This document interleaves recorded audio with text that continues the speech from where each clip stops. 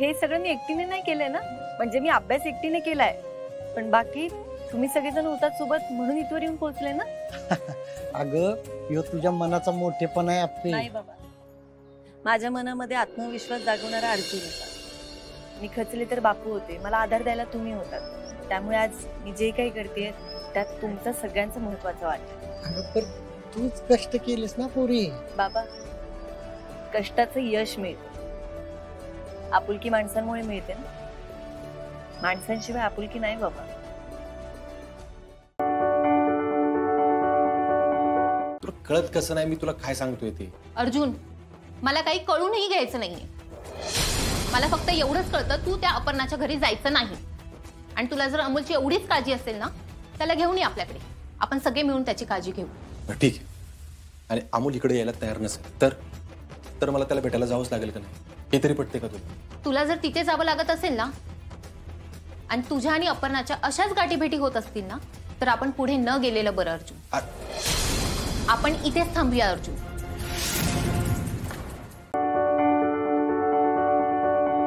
तुझी ताई आणि एजे आहेत ना, ते दोन टोक त्यांच्यात काहीच कॉमन नाहीये. पण अशीच लोक नंतर प्रेमात पडतात असं म्हणतात. प्रेमात पडायला दोन माणसांनी एकमेकांच्या विरुद्धच असावं लागतं असं काही नाही. अच्छा, तू हे स्वतःच्या अनुभवावरनं बोलतोयस का?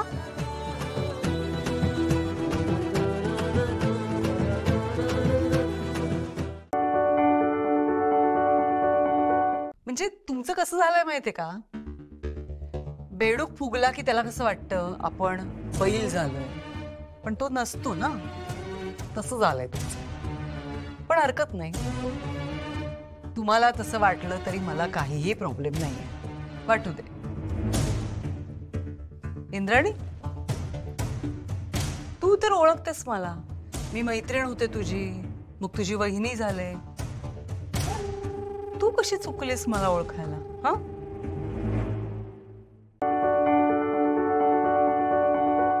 यावेळी विरोचकाला शक्ती नाही, महाशक्ती मिळाली. आणि त्या महाशक्तीचा अजून मी वापर केलाच नाहीये. जेव्हा वेळ येईल ना, तेव्हा करेन. त्या महाशक्तीचा वापर करून महाप्रलय आणणारे मी. नेत्राचं पोर जन्माला यायला अजून 7 महिने, भरपूर वेळ आहे माझ्याकडे. नंतर बघू. नेत्राच्या पळाला हार लावला असता तर बघ. काय आहे? सांग अगं, धीर नाही धरवते मला. काय आहे?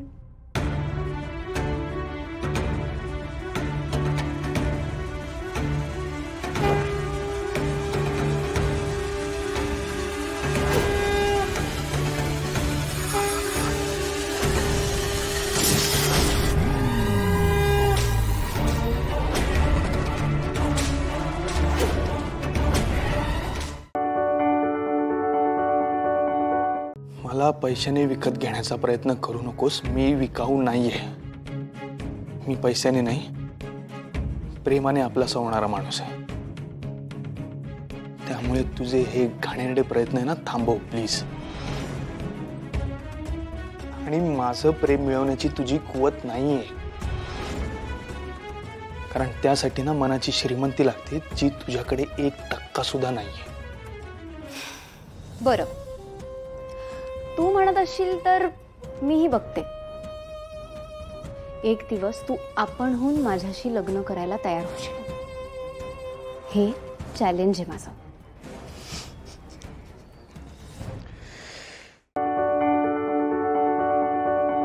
कुठलाही विषय हार्ड असला म्हणून काय झालं, तुम्ही तो सिंपल करतात.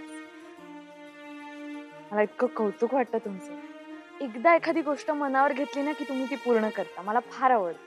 तुमच्या गालावरती हे हसू आहे का नाही, त्याच्यासाठी आम्ही कुठल्या बी मैदानात उतरू, काय वाटेल ते करू.